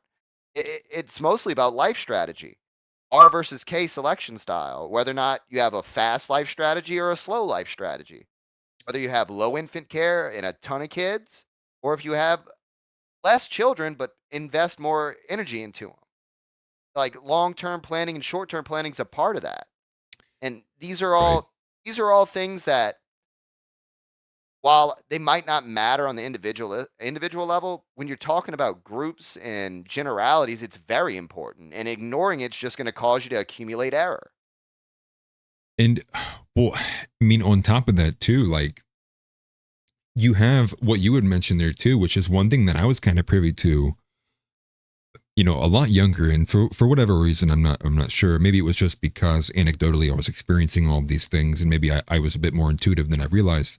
But the sexual selection aspect is a very like underlooked at part of human evolution, which is basically, it really wasn't a thing until we had disposable income. It was like sexual selection really had a lot of limitations in terms of like what women could do in terms of their selection power without having an affair or otherwise ultimately being beaten by the men in power. But we've removed a lot of these kind of controls, right? Now, whatever side of the aisle you want to sit on, regardless, the objective reality is, because men lost the ability basically societally to discipline their women, especially in the first world, experience in the Western world, that's opened up the door for how far women are basically willing to go in terms of sexual selection, which a lot of this is the race mixing, right? Pissing off fathers who otherwise in other generations would have never allowed certain marriages to happen. So there is that aspect. Now, maybe it's not as important as it is, but I think the current iteration we're in right now, there's no evolutionary aspect happening. And you can't even say that with a straight face, because the average female that's making sexual choices is on hormonal birth control. She's not even in her own right mind. She's in some pseudo state that this pill has concocted her to be in, So the choices she's making aren't even organic. They're what these chemicals are basically dictating her body finds attractive in that moment, and which we know is damaging to marriages, because the moment the majority of these women get off the birth control, their pheromones kick back in. They realize they're unattracted to their beta cuck boyfriend they married, and then boom, marital problems, boom, children, divorce. It's over, and that basically is the American story. Like that right now is the American dream. The American dream is, can I be married for longer than 5 years without being divorced, and can I see my children? That's like the male side of the American dream. Well, the sad thing is, it all comes down to like a rejection of responsibility on the woman's side. Like women have a really important place in our society and how our societies function. They are the tradition Right. keepers. And to encourage them in mass to abjugate all like responsibility to the tradition and to essentially the commons, back to the commons, to Yeah. abjugate all responsibility to the commons just destroys the civilization. You destroy the commons, you destroy the nation that has the commons, or the commons. Right. Like, you know what I mean. No, I know exactly what you mean. I mean, like, I'll use this example because I know people will understand this example. Think about when you were in high school. Okay. Everybody that you were cool with in high school were all the guys who are basically like trying to make it out of this town, excited to go to this college. Like the majority of people, basically their goal as they're at the end stage of high school is getting away from where they're at. It's like not reinvesting themselves back into the community they were from. They're going to leave elsewhere. Now, possibly they may come back, but at the same time, then think about the people, like all the people you were cool with. Nobody was probably sitting there being like, I want to be president one day. Everybody at that time in high school are probably thinking like, that's boring. That's dumb. I don't want to do that. But the person who does is the theater kid who's like, well, when I'm president one day, what we're going to do. And that is who took over the system. It's when all the regular people basically was like, well, I guess we can all agree we'll leave each other alone and we'll go live our normal lives. All of the freaks and weirdos took things over. Yeah. Well, I think that freaks and weirdos are pushed into positions of power because they can be easily controlled. These are people that wouldn't have a place in a society that's healthy. But whenever non-healthy forces take over a civilization, they put those weirdos in positions of power, both to abuse the people beneath them as a way to demoralize their enemies, but also to where they have somebody on their beck and call, on a leash, essentially. That's what I think a lot of like the child pedophilia thing is when it comes to our politicians, is that they use that as a leash to yoke these people into what they want. I mean, I think they got a lot of our political class involved in that. That and our business class as well. That's why I think America's almost a slave state at this point. Well, it is, and Israel. That's why they're going so far above and beyond to try to kill the narrative from, they're using all of the credibility they possibly could surmise, from Dan Bongino to Kash Patel to Anna Paulina to Donald Trump to JD Vance to Marco Rubio. They basically put all of their credibility in a bank account, and they spent every ounce of it to try to continue to convince the American people that we're not being blackmailed by a foreign nation. I mean, you even have Steve Bannon coming out and saying that it's a known fact on like the inside, right, when in the limited hangout side of the circle, that John Ratcliffe, the head of the CIA, is owned by Mossad. I mean, like, how many more of these different instances could you have before you eventually kind of reach that point where you're like, dude, like, searching for solutions with a vote at a ballot box is just like, I'm as dumb as the guy I claim to have 55 IQ, right? Trying to put hope and belief in that system. And it's just overall, it's like we're losing on so many fronts, politically, legally, and, in the birth rates as well, too, which we can move into that here soon. But I mean, you look at like the American birth rates compared to like Chad and Niger and Ethiopia, and you're like, dude, we're gone in 20 years. This whole thing is gone in 20 years because that's not sustainable. I have more faith than that in Western civilization, because it's finally looking down at the knife in its leg. Like it finally sees that it's being wounded, and it finally, like, at least on a subconscious level, understands who's wounding it. So, right.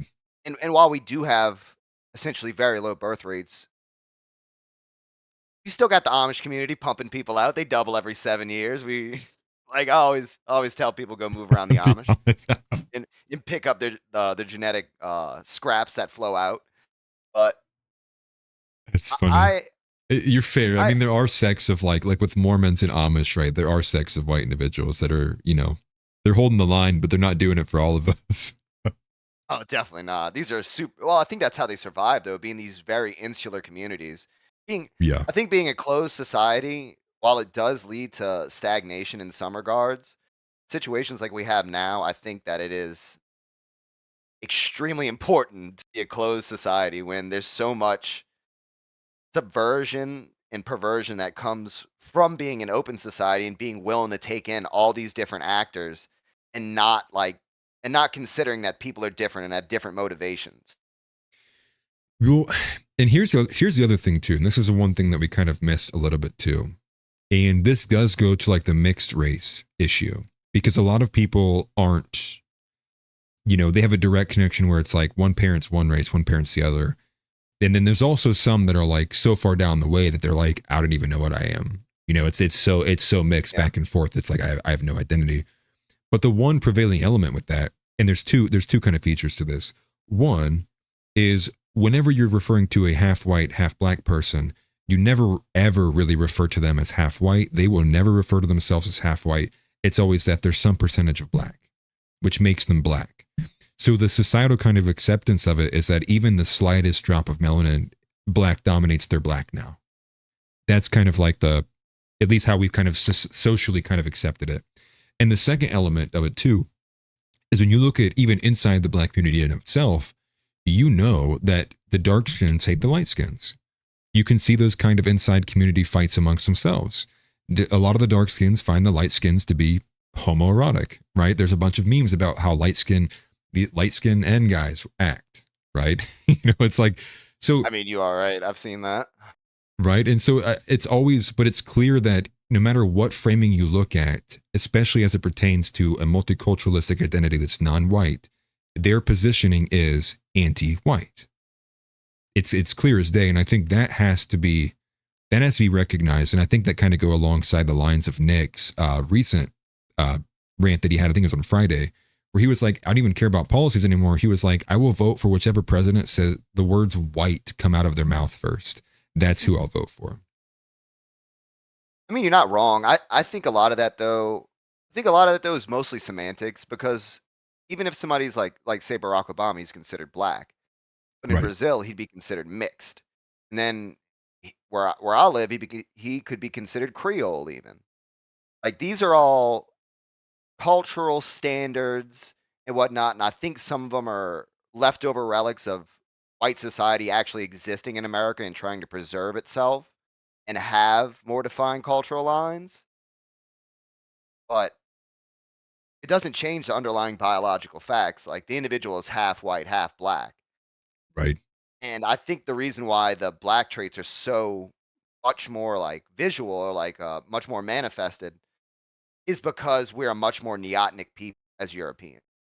I think black folks are on the other side of like the neotenic scale. So like neoteny is like the retention of childlike traits into adulthood. And a big chunk of that is also where we get our higher IQ from. And that comes from a longer stage of neuroplasticity and a longer childhood. Interesting. So, I mean, realistically, we have to rethink a lot of these things and like get a better understanding of it. But the problem becomes that there's such a value placed on all these things when there shouldn't be. People are different. Like, we have advantages and disadvantages. All peoples do. But I think it goes against the underpinnings of a multi-ethnic, multinational, multicultural society. And that's why we can't talk about it or discuss it, even though it's in front of us. No, exactly. And this kind of gets into what John Ward was talking about. We talked about a little bit, but there's like the outgroup preference, right? It's like, especially seen in white liberal women, but every group clearly has a clear and observable in-group preference for themselves. You see it in almost every street fight video, but it's whites that have basically been indoctrinated to beat that out of them. That whites should actually not have preference for their own group and should have preferences for every other group. But meanwhile, every other group, whether it's Indian, Black, Asian, Italian, like you can go down the line, they clearly will remain amongst themselves. They have a clear internal preference for themselves.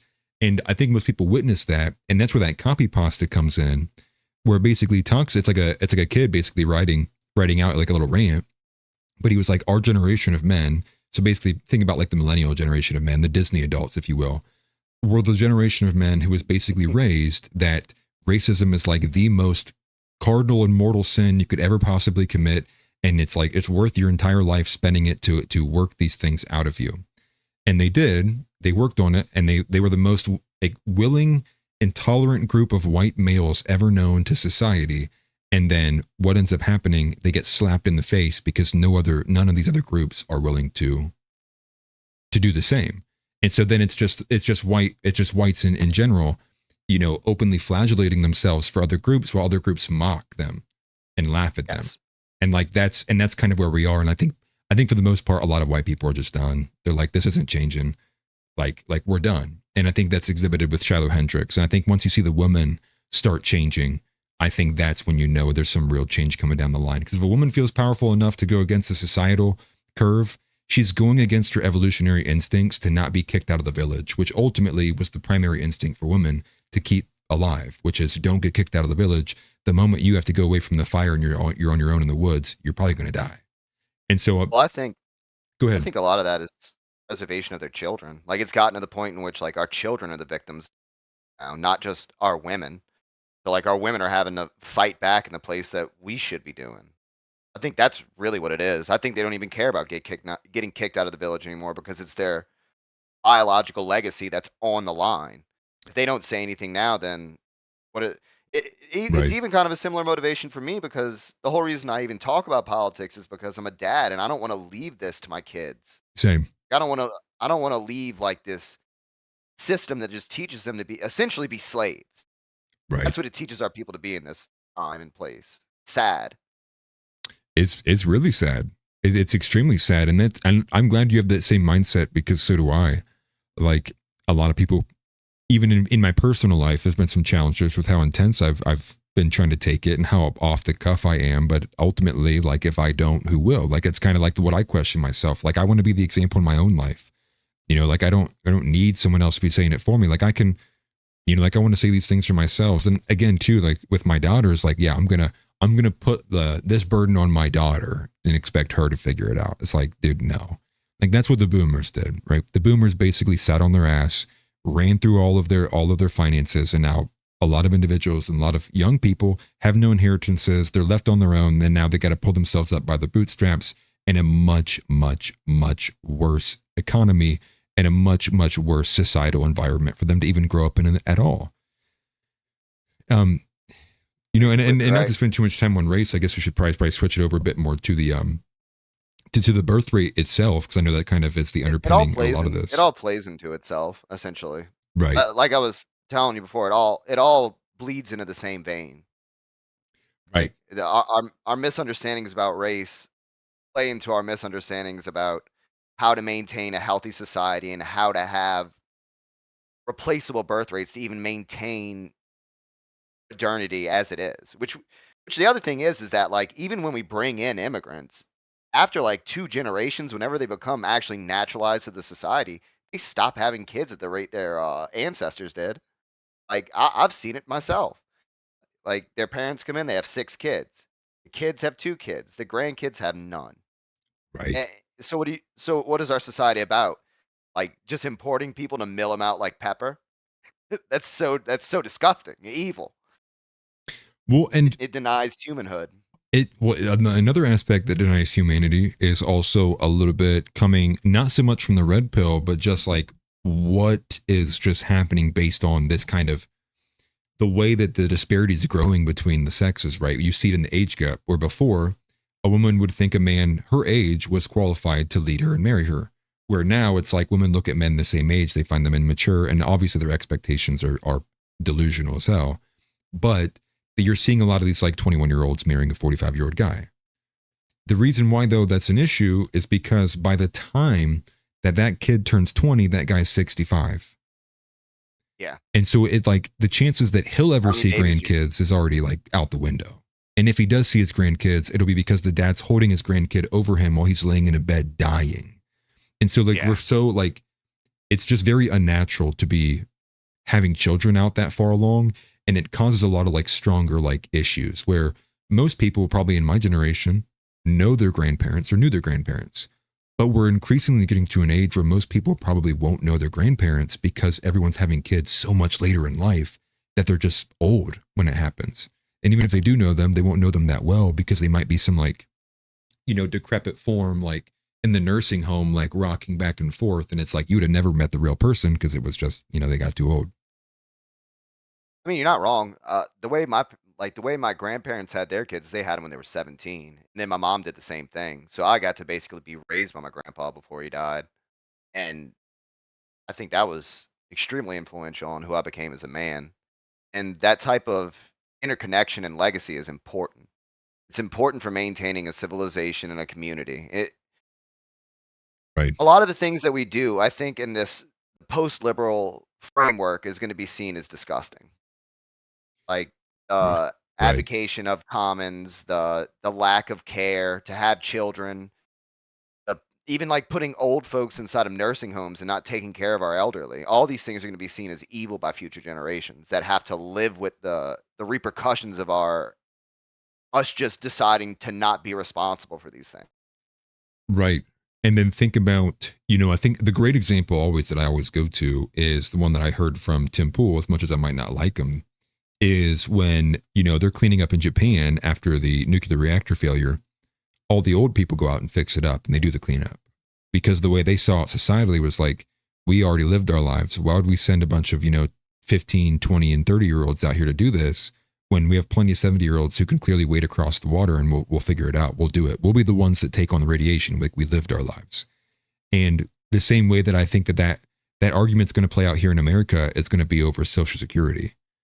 You know, and you look at the home ownership as well too. I think if I'm correct, this report had said there are now more people over the age of 70 who own homes than there are those who are under the age of 35 who own homes, which it's clear like our society is, in an effort to maintain the convenience and livelihood of the retired, you know, demographic, they are absorbing as much life out of the younger demographic.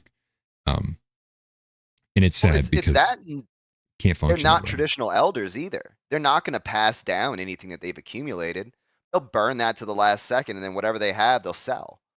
That's how that generation of people is. It's extremely weird. If you talk to any like elders of any other people group, they think almost completely opposite. This is going back to the same thing where like I don't think we as white people really have like any kind of a healthy understanding of the world. Like we don't understand us. We don't understand like the relationships between people. We're at a very sad point. I Right. keep saying that, but Right.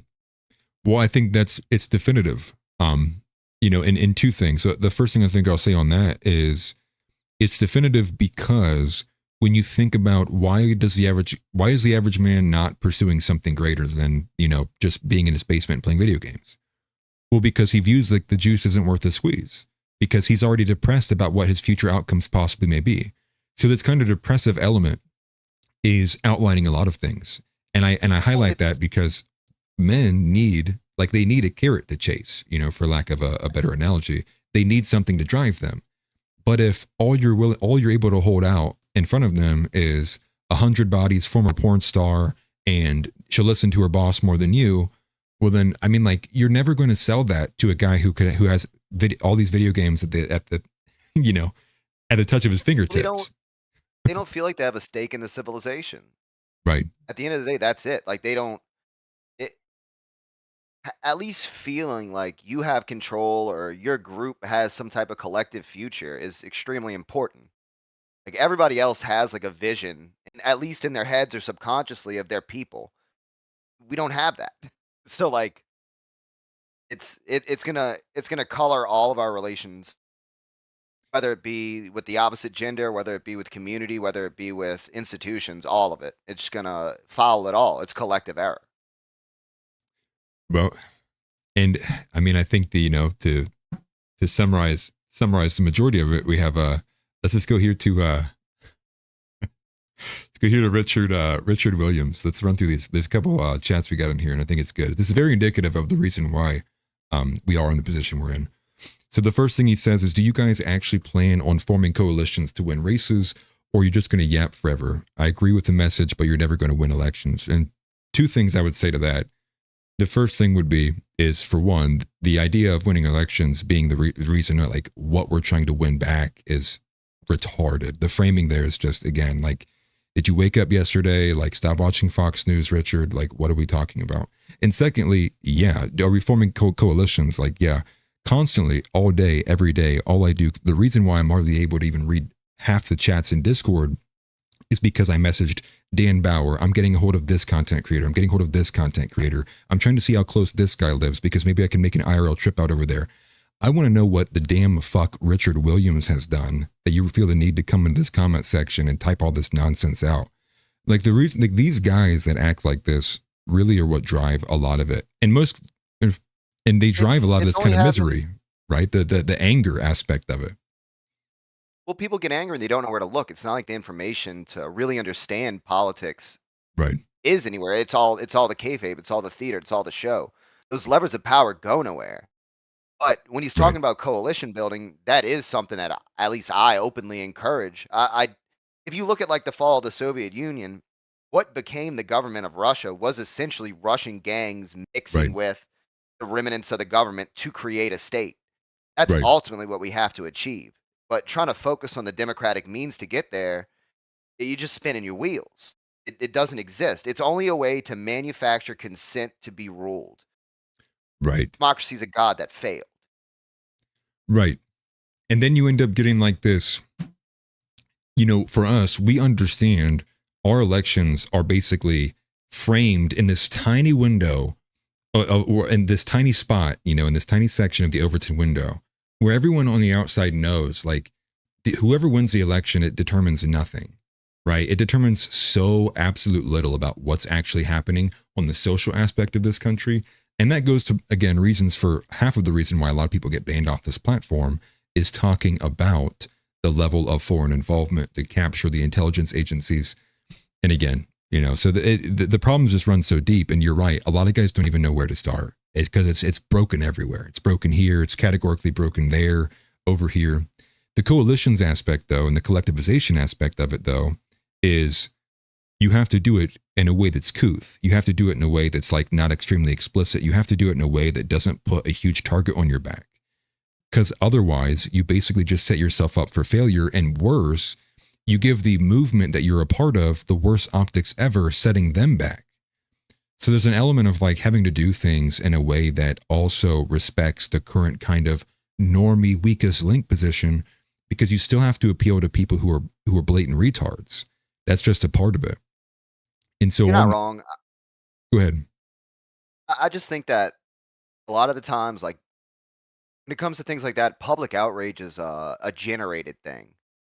Like with the return to the land movement, I think a lot of that outrage was manufactured by society to try to push something that wasn't exactly popular or isn't exactly something they want. That's why I think almost all protests are artificial. Like I think that what that is co-opting a chunk off of a larger issue and then using it as a thin end of a wedge. I would agree more. I do think there's a level of protest, and we see it, right, with the bricks being set out there. Like it's clear they're giving them supplies and they're pushing for it, and they obviously blow up and are exacerbated and much worse than what they would be had they been simmered down. Well, but I don't think they're fully controlled. For a real life example, for a real life example of that, though, the Black Lives Matter riots went on for 2 years. The anti-Israel riots got suppressed fast.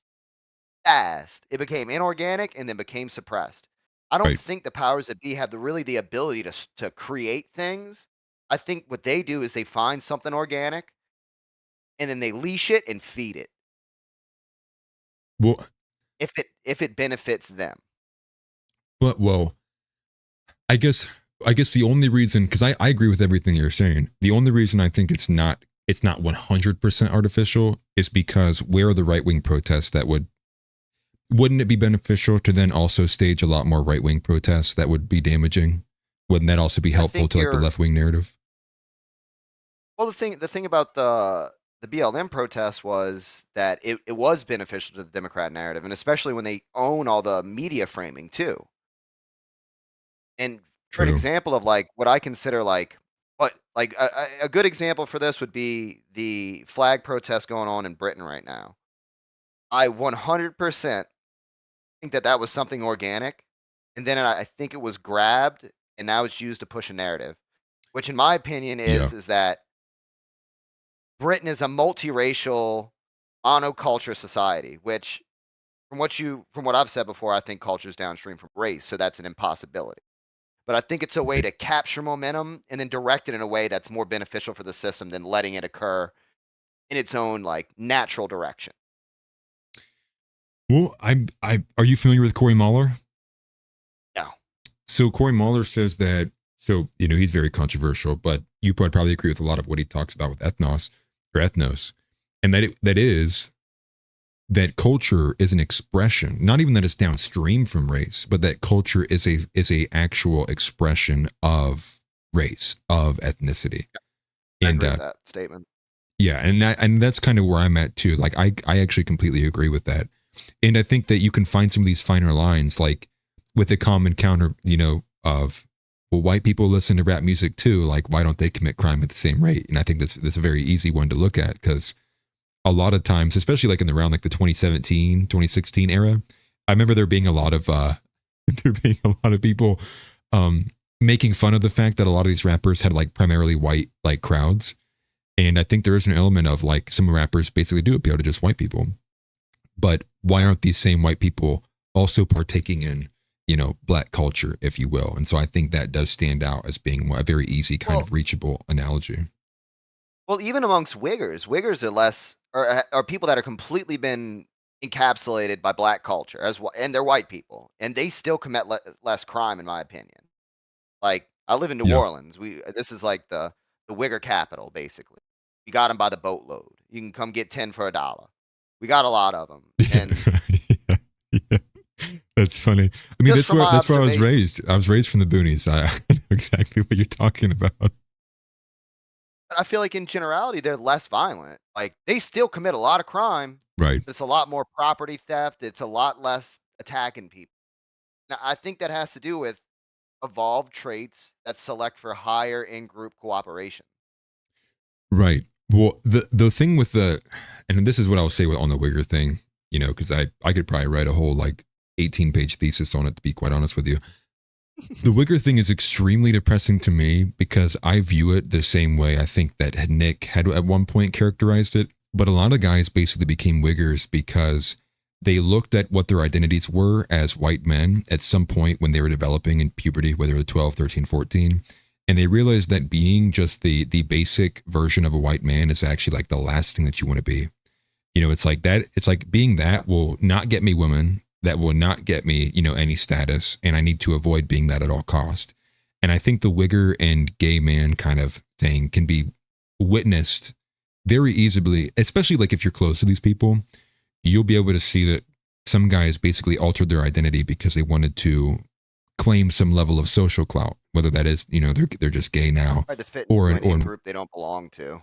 yeah. And they just want to, and I think Wigger is they want to claim to something masculine, and they find the Wigger identity masculine. And so they cling to it. And hence that's why you have such a strong sect of white men who behave like that. I've always thought about that from like the Wiggers perspective, but I've never thought about it from the gay one, and it makes sense too. It definitely makes sense. It even might even be a subconscious thing. Like I Right. don't think these people really do like class analysis or anything else like that, so it has to be subconscious. Yeah, you're right. They're not. Yeah, they're not actually, taking a magnifying glass or asking questions in class. But that's right. Maybe it's a subconscious element. Not too many Wigger Machiavellians. Right. No, right. Exactly. What I will say is that there are a lot that, like myself included, worked themselves out of it. Like I slowly dismantled it, and like this wasn't me. Like this was like I adopted these elements because I was in desperate search for something. I didn't know what it was. I couldn't articulate it, and so I think you're spot on with the subconscious part. Because again, and when I'm growing in up, the same boat. oh, go ahead. My bad. I'm in the same boat basically, bro. Yeah. Like, I went to that. That's why when you're talking about high school earlier, I was like, man, I really can't identify with that because I went to like an 80% black high school, and that whole thing was just about surviving, That's just funny. surviving and women. That was my high school experience. I don't really think anybody gave a fuck about their future at all. But I was when I was when I was a junior, like at least half the class couldn't read. So I That's mean, wild. going to a mostly black school, you can see there's definitely some intellectual differences between the two groups, readily apparent. I've even Yeah. had black teachers lamenting that fact in front of us. Probably not a great thing to do, but it happened. Yeah. Well, I had a what do you call that? Maybe like a red herring? Because my experience was like, I'm growing up in a very like, hick town, right? Very hillbilly. Good people, but there's like maybe 4 black individuals in the entire area.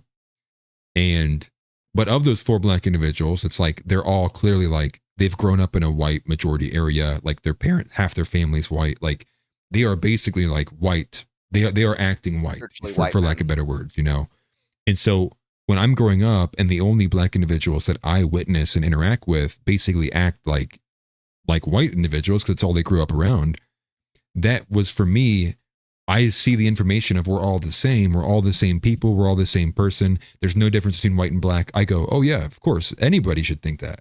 But it was because I wasn't growing up in the black majority area.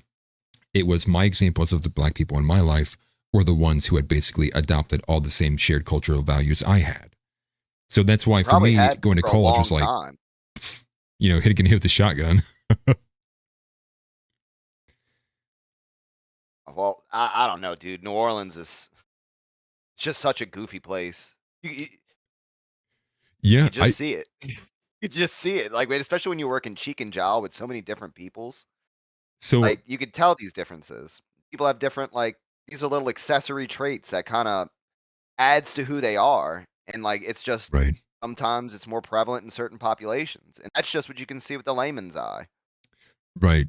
And it's funny that you bring up Louisiana because I guess I could say this, it doesn't really matter.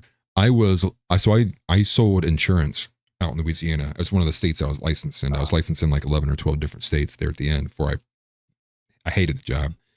But they did, this is like a side note, and they were in like Louisiana, they have a much different kind of process for like funerals. And there's a thing, and I forget the term, but there's a lot more of like tombs. They don't say tombs. I'm trying to think of the word. Yeah, I know what you're talking about. Crypts. Yeah, they're above ground. Yeah, and a lot of it is because of the below sea level and like the positioning and stuff. So like they changed float it up out the mud. Yeah. Well, caskets will float up out the mud. You got to put them in giant. Yeah. Sometimes they put them in mausoleums. Sometimes they have standing tombs. Yeah, mausoleums. One of the crazy things. Yeah. One of the crazy things about down here is after hurricanes, people go out there and grave rob. Grave robbing is a thing. That's crazy around here. Well, probably because they're all above ground too. They're easier to access, I guess. Exactly. They just hit it with a maul and then just haul out the casket and just pop off jewelry. When I was a kid after Hurricane Katrina, I saw bodies that were like of embalmed people that had been like put in strips that had been ripped out and thrown in the middle of the alleyways at the funeral, at the cemetery. I mean, that's crazy. But it's a weird place. Yeah, well, I had some conversations with people from Louisiana that were, I don't want to just call them weird, and shame them. Maybe it's just weird to me. But they were talking like there's also like, and not a specific day. It's been such a minute since I had a conversation with one of these guys, but largely kind of like not the Day of the Dead, like how Mexico has it, but maybe more similar to like in Asia. They have like this day called like Tomb Cleaning Day, where it's a bit more like they all go out and they kind of like, they clean off the tombs, and it's celebratory, but it's not like a festive holiday, if that makes sense. But he was saying, I guess there's like kind of like, certain circles around the Louisiana that operate like that. They have a bit more of a Day of the Dead kind of vibe too, when they go out and visit the tomb or the mausoleum, wherever their loved one's at. But that's an entirely a side point. I don't want to mean to derail too much. I mean, it wouldn't surprise me if it was like some type of small Caribbean minority community here that does that.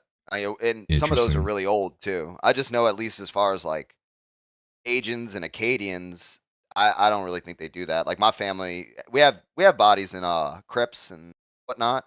Yeah. We just go whenever we get a chance and clean it off. Not like a day. It'd be nice. It'd be a nice thing. Like we don't really have many traditions anymore, Yeah. and I'd have to re-rack my It would- brain to think about, because the guy went like in detail, and he was a pretty good client of mine that I had. He was the first one I had out of Louisiana too after getting my license. But I did want to move to the birth rate because I'm running out of Right, time right. too. The birth rate, and I'll just kind of get this out there, and I'll turn it over to you. The birth rate, the replacement rate is 2.1. That's what every country is supposed to strive for, because 1 replaces the father, 1 replaces the mother, and the 0.1 makes up for that change, that gap in like infant mortality and otherwise. And we That's are why I've right always now heard it. at 1.62. We are far below that. So yeah, go ahead and let loose. I know you did a lot of looking up into this with the birthrate collapse, and kind of give me like where you're at with it and what do you think's all negative about it. Well, essentially, it's a widespread phenomenon where birth rates have been dropping below replacement across the world too, not just in Western civilization. It also affects Eastern Asian civilizations, even India, pretty much everywhere that industrialization is touched. Maybe it's a move away from an agrarian society to an industrialized society. It would make sense. But I think it also has to do with individual populations' reproductive strategies. And I think that ultimately we as a civilization shouldn't prioritize GDP over our own nation and like over our own people. Very true. But I mean, I think the main reason we see it nowadays, because it seems to affect places that practice rampant, unchecked capitalism, which I know that's a no-no on the right to even question capitalism, but it can clearly go too far. When the whole premise of how you operate your civilization is to maximize profits, you're pretty much going to destroy everything else to get that. And you can see that with this. Feminism, in some ways, I think, is supported by rampant capitalism because it cheapens the labor force. You double the labor force as soon as you allow women into the workforce. Right. And then through other policies, you can make it to where everybody's paid the same. This is better for you if like your main directive is maximizing profit. The problem comes in whenever you take women from their biological role, which is creating and maintaining families, Yeah. put them into labor force, because who's going to have the children that make up your future of your civilization? And I Right. think our civilization's answer to that was mass immigration, which is failing us. It's changing our nations. It's changing the character, and it's essentially killing what is the West. And I Right. think it manifests through just the destruction of like how people raise children. Like for example, if you talk to older people or like elders of any racial group or any racial or ethnic group, when they were having kids, their grandmother or mother came and stayed with them and helped them take care of the baby. I just recently had a baby. Ain't nobody came and helped us. Like we had to do that completely on our own. Well, and congratulations, by the way, but that is sad because Yeah, I got to tell you what. that's how everybody does it now. Well, I got to tell you what. If we didn't have my parents and my wife's parents, like I would have had to probably pack up YouTube. I'd be just being honest. Like, so that makes me think that then we're probably in the minority of willing family members around and physically available to be around, to help with child rearing, and childbearing, babysitting, all of those things. Because if you guys are in that spot and you need a babysitter, you got to pay. We don't pay for shit. we'll Yeah, we'll right. recruit somebody. Worst comes to worst, which Yeah, I can see the flaws in that already. But right. I think the biggest thing though is that like we're basically foregoing our own futures, the futures of our nations, the futures of everything that we've built as like a people and a culture, and that also dies with mass migration too. It kills cultures through cultural diffusion. I see it here in Louisiana, where when I was a kid, there was way more people that spoke Cajun French. That's basically gone now. The number 2 Yeah. language in Louisiana now is Spanish. Interesting. That's Like wild. all the little. Well, Louisiana has like a really interesting. It has a genuine culture. Like Right. it's not artificial. It arose naturally from the different blendings of people groups coming there. Right. and that's genuinely being erased. Like the stores are being closed, like the mom and pop old Cajun grocery stores are being closed down now. Ideal markets, which is like a market that services international clientele, opens up. Nobody there speaks English. Nobody there really wants to serve you as like a white or a black American.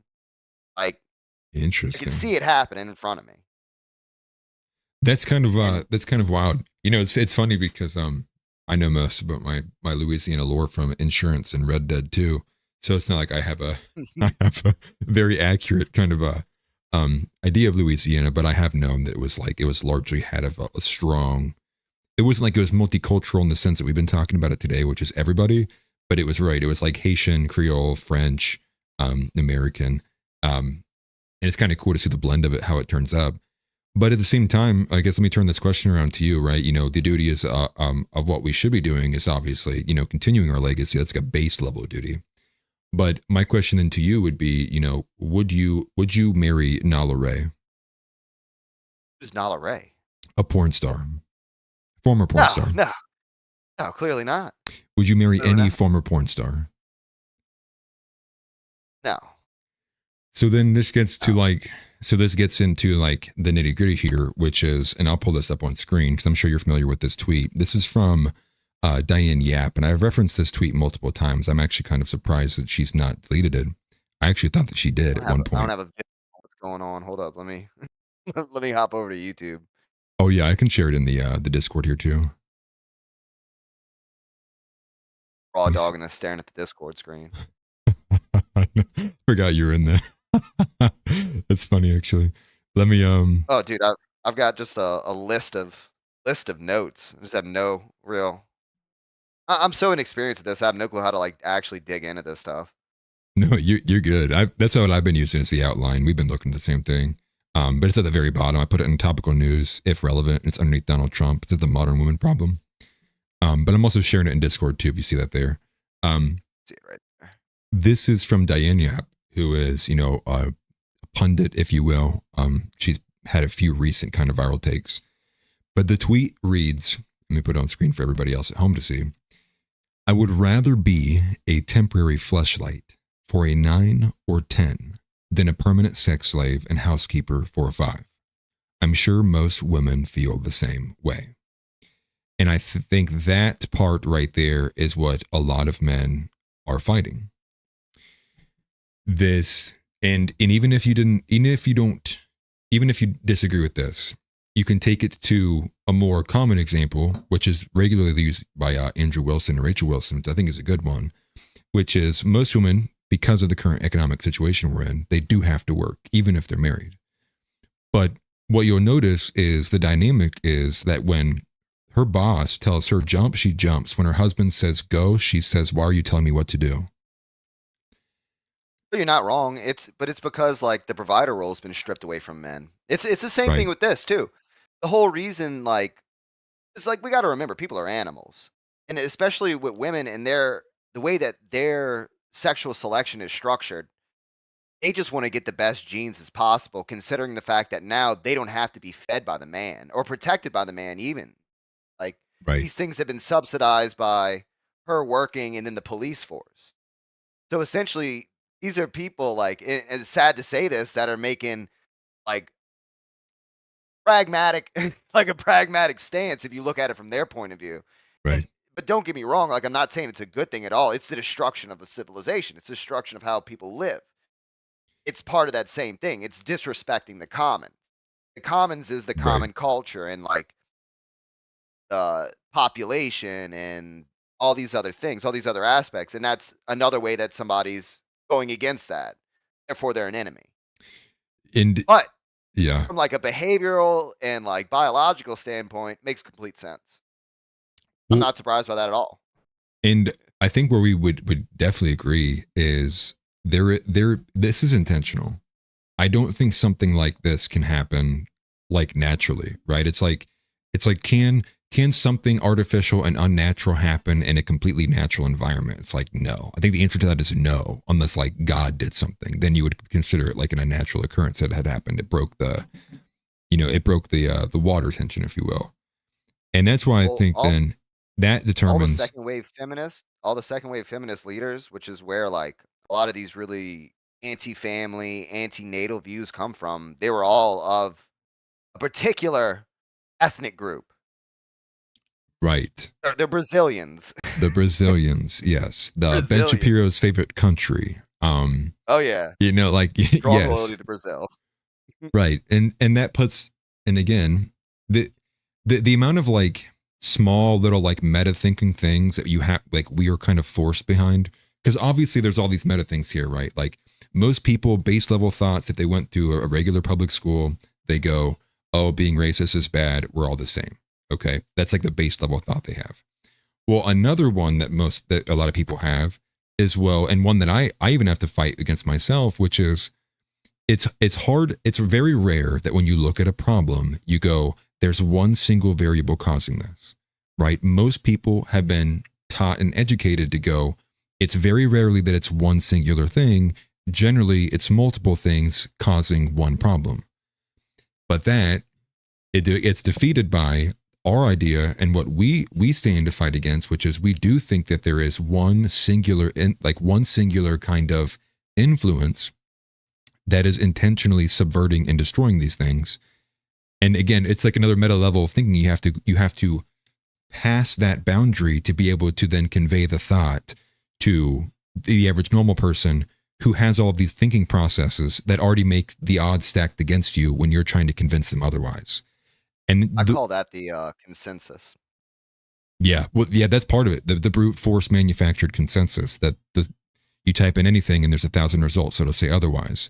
But you do a little bit of digging like you and I do, and you go, wow, this is actually completely false. This is all fake. I live in fake and gay That's why world. blatant truths are so abhorred by the consensus, because they fight against it. Right. And it's no wonder, you hear this all the time. Nick Fuentes, breath of fresh air. Andrew Tate, breath of fresh air. Basically put any person who's like gone viral in like a recent span of time. Like see Sneeko, for example, he had a quick blow up and then got banned. A common thing you would say referred to describe of why do these people like them? And it's not because they agree with everything that was said, but they will say it was like a breath of fresh air.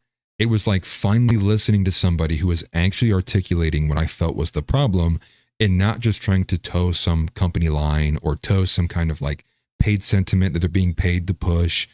And I think and you can feel it. You can feel that, when Nick rants on Tucker Carlson, you can feel it. It's like it's coming through the screen. It's like, I've not heard truer words spoken in 3 years, and it's kind of like it permeates like that. Same with Andrew Tate.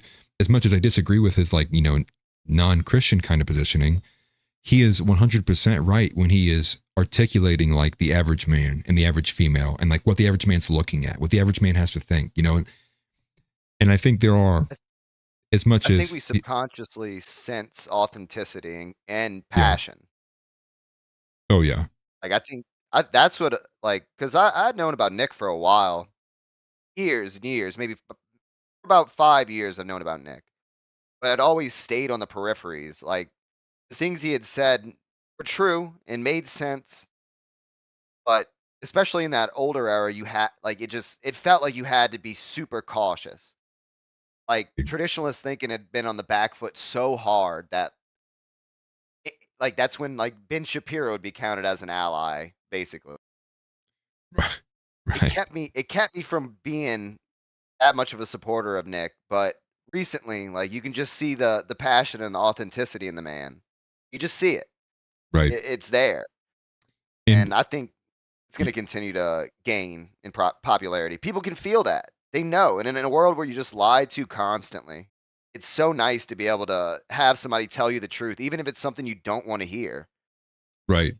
It's like, it's like you're smiling at him. It's like, we're both going to jail for this. And it's like, yeah, but I appreciate it. It's like that's kind of the, what we're up against. We are running super short on time. So I want to turn it to you while we do have time. Was there something else or anything else that we didn't mention yet that you want to make sure you get out to people while we still got the crowd? Let me see. I think I wrote something down. I think the biggest thing is just that, like, I think the biggest thing I could get out to people would be protect the commons. Yeah. We're at a position where if the commons aren't protected, or if we don't even form the idea of a commons, what we consider to be our nations will be swept away. And a good thing to remember is that a rebirth is extremely hard. Going back is impossible. Yeah. The easiest thing to do is to make again. Yeah. Yeah. And I agree with that, and I think that's largely where a lot of people are at, the framing aspect. What is the right path forward? Is it worth it to try to force things back to a spot where we'd like it? Or, like you said, do you make the nation reborn in like a slightly different, maybe a more like neo-trad kind of era? Or do you try to just force it as best you can pragmatically in the way that would make sense? Well, we gotta disseminate some of these skills though. We as Westerners are just terrible at friend-enemy distinction. We don't know what a friend is. Like we True. don't know who a friend is on the collective sense. Like anybody that harms the commons is an enemy. What the commons needs to be for us, it isn't just like a communal like thing of land, like public land use. It needs to be almost everything. And it needs to be Right. privately owned capital, land, culture, community, and the people of the nation. All these things need to be defended as the commons if we're going to actually try to retain our nations or have nations in the future, even. Right. Yeah, people got to start being in the position where they feel like they take offense when their nation is being spit on. They take offense when their community is being tarnished. They take offense when, something is being trashed that otherwise shouldn't be, but I think that is part of working ourselves out of that hyper individualistic sense and gaining back some more of that collectivism and understanding, unity in Christ, unity in as Americans, and hanging on to those things and not escaping, right? Escapism and retreatism are two of some of the biggest barriers to getting armies back on track and back on the train. But with that though, Mr. Biggus Dickus, I appreciate it very much. Thank you for joining me. I'm glad I was able to pay attention. I almost thought you weren't going to show up there for a second, but thank you for joining. I do appreciate it very much. Thanks, man. And if I could say one last thing. Yeah, go ahead. Friend-enemy distinction and gatekeeping. Yeah. These are the two skills that on the right we have to master. Right. Well, gatekeeping in the sense of like, man, I would just take it if we would just be able to shame and destroy the credibility of the gatekeepers who are basically, the cracks are there. Use friend-enemy distinction. Yep. If they fall as an enemy, then you do that. You gatekeep them from gatekeeping, essentially. Right. But everything has to start flowing through the view of, is this good for us? Right. Because the way we as a civilization look at things is this bad for other people? But everybody else thinks of it underneath those lines as, is this good for us? Right. Just have to rediscover that. Yeah. Is this in my interest? Is this in my children's interest? Is this in my father's interest? Yeah, exactly. You nailed it there. That's a great way to end it too. That's spot on. Thank you very much, man. I do appreciate it.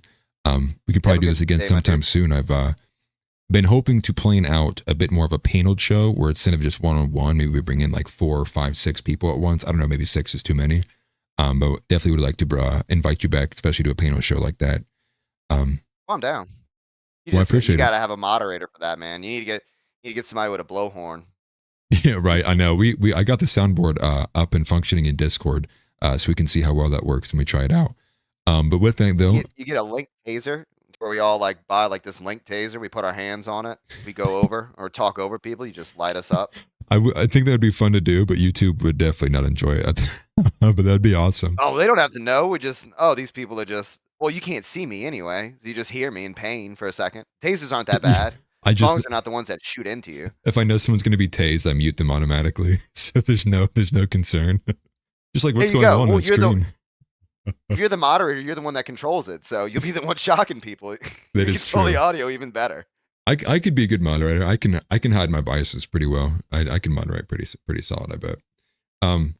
But no, thank you very much, man. And I appreciate everybody for being here. This has been awesome. Once again, thank you, Biggus Dickus. Make sure you smash the like button, guys, if you've not already. Make sure you subscribe if you've not already. And keep your eyes out for this episode. It should be hitting the podcast platforms either later tonight or in the morning tomorrow. And with that, obviously, get women banned out of public life. Kash Patel needs deported back to wherever the hell he's from. And one step at a time, we will save this country. Christ is King, as always. And I will see you guys next time. Take care. What's good, everybody? This is Atlas Thug. As much as we have, it's currently a media blackout right now. It's about a 10-minute video here. Get the libertarians out of this party, dude.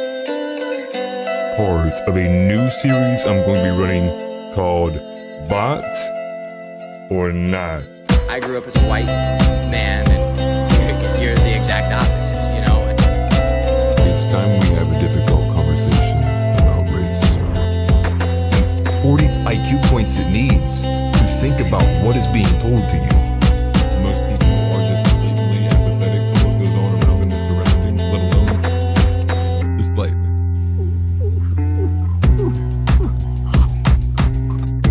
A trans woman's penis make you gay? Tried to find the answer to that comment. The dating market is for men your age. I'm not a misogynist. I'm a sexist. Right. Like for example, like as a white man, I can go out and I could go right here in Columbus and scream the N-word as loud as I wanted to because I have that privilege.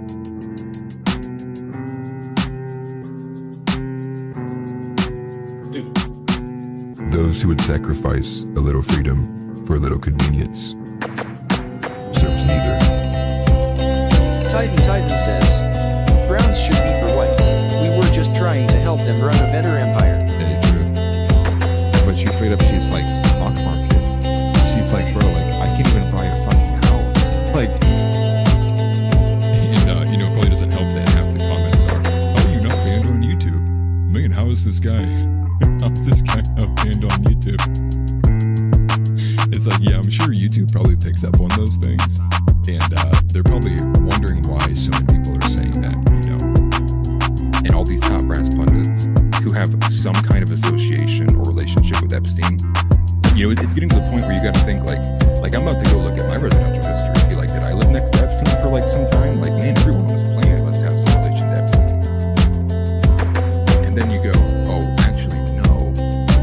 This is because the administration is all wrapped in together with it themselves.